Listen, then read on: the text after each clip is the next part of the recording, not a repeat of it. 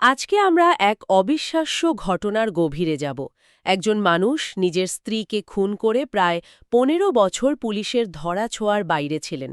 মানে সম্পূর্ণ অন্য এক পরিচয়। হ্যাঁ, ঘটনাটা শুনলে সত্যি অবাক হতে হয়। আমাদের হাতে যে তথ্যগুলো আছে সেগুলো থেকে আমরা এই দীর্ঘ পলায়ন আর শেষ পর্যন্ত কিভাবে ধরা পড়ল সেই গল্পটাই খুঁটিয়ে দেখব আজ। একদম মূল প্রশ্নটা শুধু পালানো নিয়ে নয়, বরং কিভাবে একজন লোক এতগুলো বছর ধরে একটা জাল পরিচয় নিয়ে দিব্যি সমাজে বলতে গেলে উঁচু স্তরে মিশে থাকতে পারল।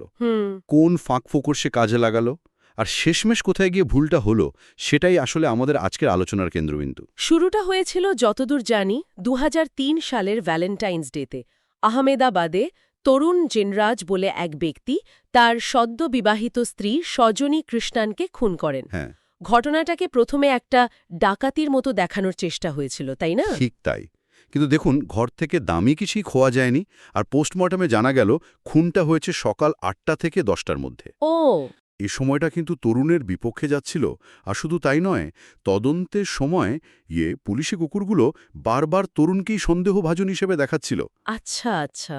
তো এতে পুলিশের সন্দেহ আরও পাকা হয়। আর তারপরে সে পালিয়ে গেল। হ্যাঁ, ঠিক পরের দিনই ১৬ই ফেব্রুয়ারি পুলিশ তাকে জিজ্ঞাসাবাদের জন্য ডাকার আগেই সে হাসপাতাল থেকে নিখোঁজ। হাসপাতাল থেকে? হ্যাঁ, পরে তদন্তে জানা যায় সে নাকি তার এক প্রাক্তন প্রেমিকাকে বিয়ে করার জন্যই খুনটা করেছিল। কি কাণ্ড! যদিও পালানোর পর সেই প্রেমিকাও তাকে আর পাত্তা দেয়নি। তার পালানোর মূল প্ল্যানটাই ভেস্তে গেল। এরপর তাহলে সে কোথায় গেল? কিভাবে শুরু হলো এই ১৫ বছরের লম্বা দৌড়টা, মানে পরিচয় গোপন করে থাকা? এখানেই তো আসল টুইস্ট।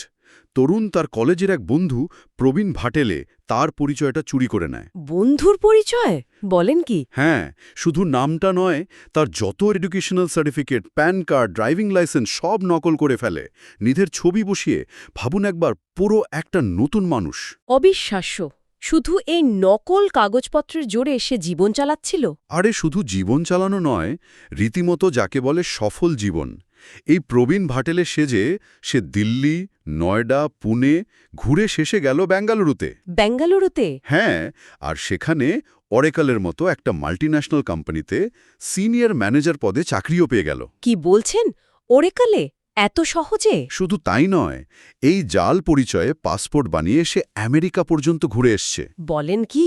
এত বড় একটা কর্পোরেট সংস্থার ব্যাকগ্রাউন্ড চেক বা আন্তর্জাতিক নিরাপত্তা সব ফাঁকি দিয়ে দিল? হয়তো সেই সময় আজকের মতো এত কড়াকড়ি ছিল না সব যাচাই করার ক্ষেত্রে, কিন্তু এটা অবশ্যই লোকটার ধূর্ততার প্রমাণ।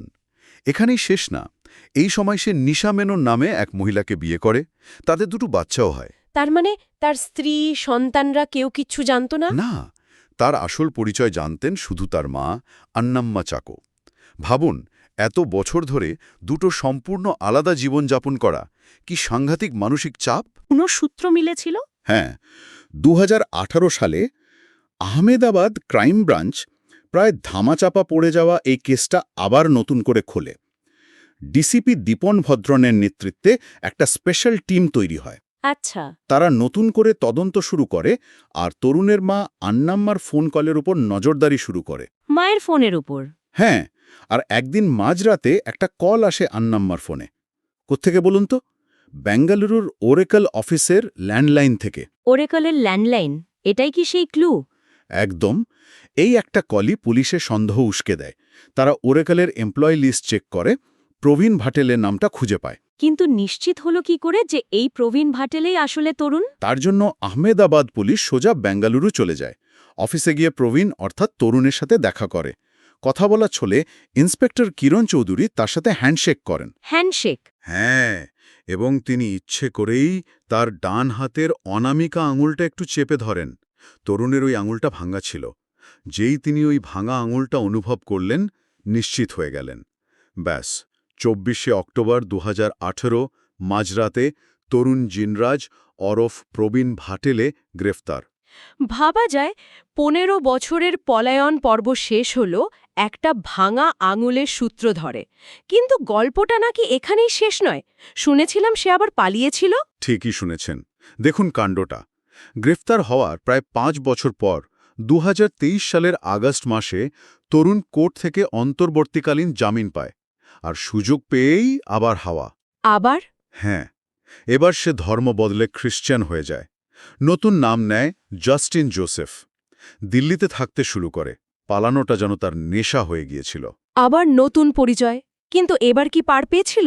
না, এবার আর তার ভাগ্য অতটা সঙ্গ দেয়নি। আহমেদাবাদ সাইবার ক্রাইম ব্রাঞ্চ খুব তাড়াতাড়ি অ্যাকশন নেয়, মানে আধুনিক প্রযুক্তি ব্যবহার করে ১.৫ মাসের মধ্যে ৫ই অক্টোবর ২০২৩-এ তাকে দিল্লির নজফগড়ের একটা পিজি থেকে আবার ধরে ফেলে। ১.৫ মাসের মধ্যে? বাহ! হ্যাঁ, জানা যায় তার বউ আর বাচ্চারা অস্ট্রেলিয়া চলে গিয়েছিল, আর সেও নাকি সেখানে পালানোর প্ল্যান করছিল। তাহলে এখন তার কি অবস্থা, মানে কেসগুলোর? বর্তমানের তরুণ আহমেদাবাদের সবরমতী জেলে আছে। ভোপালের একটা জালিয়াতির মামলায় তার ১৯ বছরের সাজা অলরেডি হয়ে গেছে।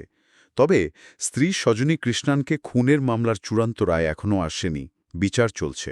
সত্যি এক আশ্চর্য কাহিনী। এত নিখুঁত পরিকল্পনা, এত বছর ধরে পরিচয় লুকিয়ে রাখা, দুটো সম্পূর্ণ ভিন্ন জীবন। আর সব ভেস্তে গেল কিনা স্রেফ একটা রাতের অসতর্ক ফোন কল আর একটা সামান্য শারীরিক চিহ্নের জন্য। তাই তো। এটা হয়তো আমাদের এটাই মনে করিয়ে দেয় যে অপরাধী যতই চালাক হোক, যতই প্রযুক্তির আড়ালে লুকোতে চাক না কেন, কিছু মানবিক ভুল, কিছু শারীরিক চিহ্ন, এগুলো শেষ পর্যন্ত ধরা পড়িয়ে দেয়। ঠিক। তবে একটা প্রশ্ন কিন্তু থেকেই যায়, তাই না? এই যে এত দীর্ঘ সময় ধরে সে পুরো সিস্টেমটাকে প্রায় বোকা বানিয়ে রাখল, সেই সিস্টেমের দুর্বলতাগুলো কি আজও একই রকম? এটা কিন্তু একটু ভেবে দেখার মতো বিষয়।